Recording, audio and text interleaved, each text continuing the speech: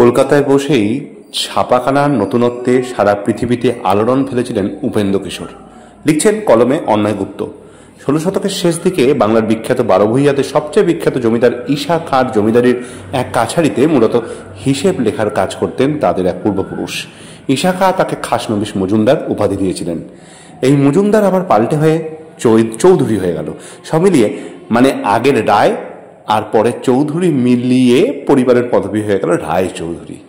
এই রায় চৌধুরী বেশি ব্যবহার করতেন না উপেন্দ্র কিশোর, জমিদার জমিদার জমিদার লাগে বলে আর কি।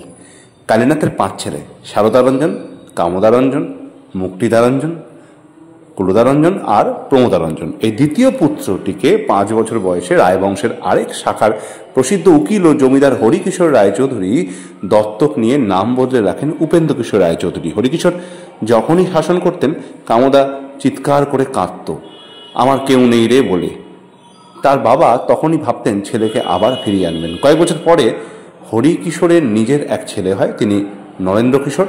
হরিকিশোর তার সমস্ত সম্পত্তির উত্তরাধিকারী উপেন্দ্র কিশোরকে করে গেলেও উপেন্দ্র কিশোর তার ভাই নরেন্দ্র কিশোরকে বঞ্চিত করেননি।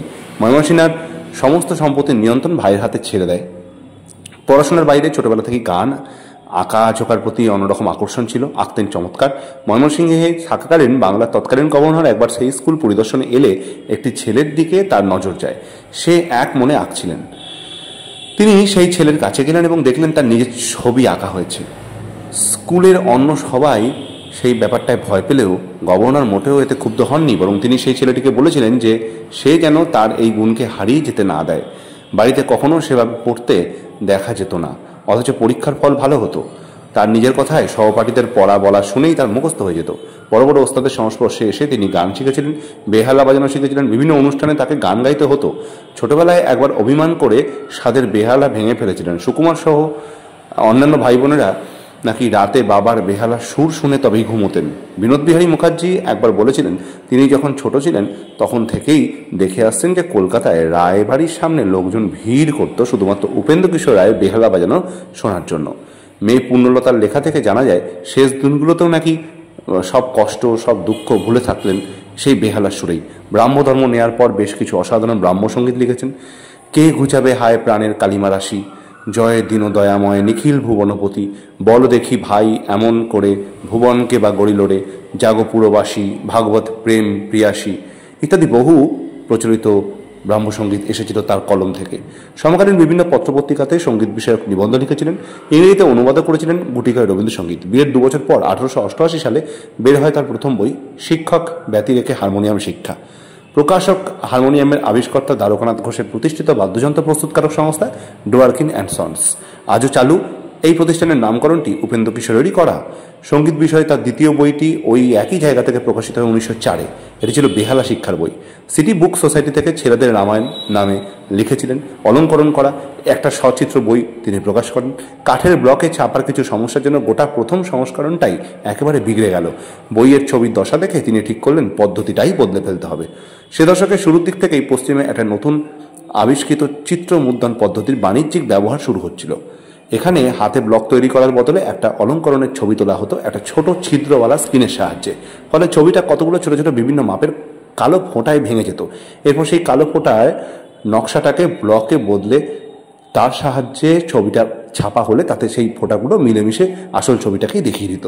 যেহেতু ক্যামেরা দিয়ে তৈরি তার ফলে আর খোদাইওয়ালার মর্জি মতো ছবি বিকৃতির দুর্যোগ থাকতো না।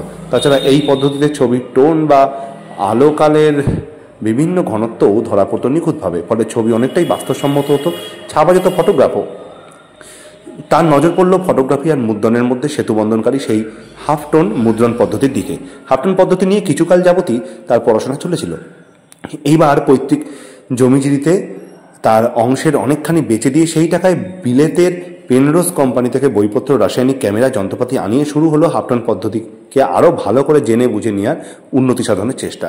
বাড়ি বদলে উঠে এলেন শিবনারায়ণ দাস লেনের অপেক্ষাকৃত বড় একটা বাড়িতে। সেখানে নতুন সব যন্ত্রপাতি বসিয়ে শুরু হলো তার মুদ্রণ সংস্থা ইউ রে আর্টিস্টের জয়যাত্রা।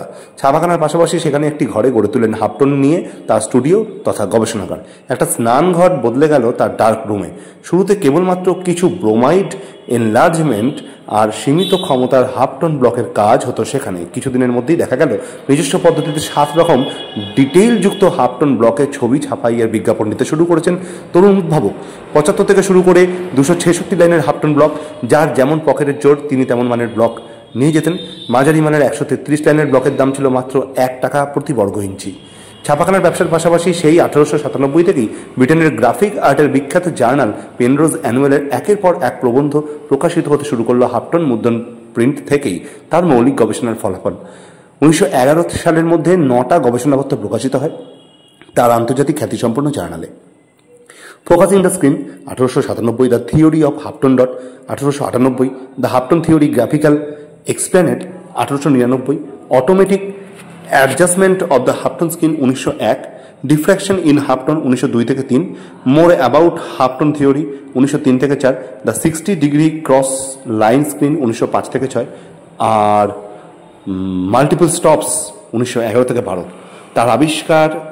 তিনি আবিষ্কার করেন হাফটন ক্যামেরার জন্য অটোমেটিক স্ক্রিন অ্যাডজাস্টমেন্ট ইন্ডিকেটর, যার সাহায্যে হাফটন ক্যামেরার ফোকাসিংয়ের জন্য পর্দার সঠিক অবস্থানটা যান্ত্রিক নির্ভুলতার নির্ধারিত হয়ে যেত।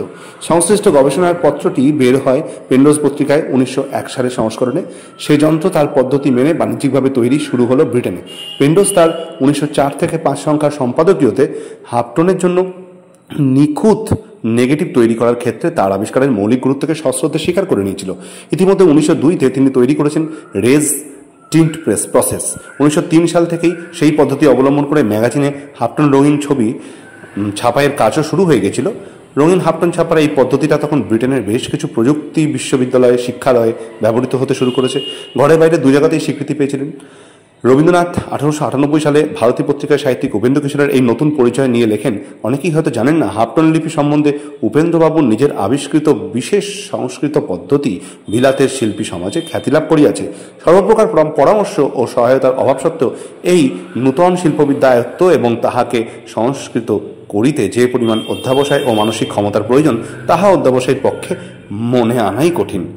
বিবেকানন্দ তখন বিশ্বজয় করে ফেলেছেন। রবীন্দ্রনাথের তখনও নোবেল প্রাপ্তি ঘটেনি, কিন্তু কলকাতায় বসে মুদ্রণ শিল্পে নিজের উদ্ভাবনী ক্ষমতা দেখিয়ে বিশ্বে আলোড়ন ফেলেছিলেন এই উপেন্দ্র কিশোর। লেখা ও ছবি আঁকার পাশাপাশি চলছিল তার ছবি ছাপাইয়ের কাজও। সখা ও সাথী, মুকুল ইত্যাদি পত্রিকা অলঙ্করণের বহু ব্লকই তার ছাপাখানাতে তৈরি হয়েছে। 1901-এ প্রবাসী পত্রিকার জন্য ভুয়ো টাইপ পদ্ধতিতে সেই ছবি ছাপাইয়ের কাজ তিনি ভারতে সেই প্রথম, ভুয়ো টাইপ তো প্রথম তার হাত ধরেই। 1907 সালে রামানন্দ চট্টোপাধ্যায় যখন ইংরেজিতে তার জাতীয়তাবাদী সর্বভারতীয় পত্রিকা মডার্ন রিভিউ চালু করলেন, তখন তার অসাধারণ সমস্ত অলঙ্করণগুলো তার থেকেই ছাপা হয়েছিল। 1912-তে যখন রবীন্দ্রনাথের জীবন স্মৃতি প্রকাশিত হলো, তখন তাকে গগন ঠাকুরের অসামান্য ছবিগুলোর হাফটন ব্লকও আসে তার জায়গা থেকেই। 1913 ইউ রায় অ্যান্ড সন্স উঠে আসে 100 নম্বর গড়পা রোডের তেতলা বাড়িতে। তার সমস্ত নকশাও উপেন্দ্র কিশোর নিজের হাতে তৈরি করা। বাড়ির ছাদে ছিল উপেন্দ্র কিশোরের তারা দেখবার ঘর, নিচের তলায় প্রেস, দোতলায় ব্লক বানাবার আর টাইপ সেটিংয়ের বন্দোবস্ত। তিনি শিশু সাহিত্যে বিশাল অবদানকারী, সেই নিয়ে কোনো প্রশ্নই উঠতে পারে না, কিন্তু এই বহুমুখী উপেন্দ্র কিশোরকে নিয়ে সেভাবে চর্চা হলো না। আমি এটি পেয়েছি পিনাক পানি ভট্টাচার্যের পোস্ট থেকে। আমি ফেসবুককে জানাই, লেখককে জানাই এবং পোস্টকারককে জানাই আন্তরিক ধন্যবাদ।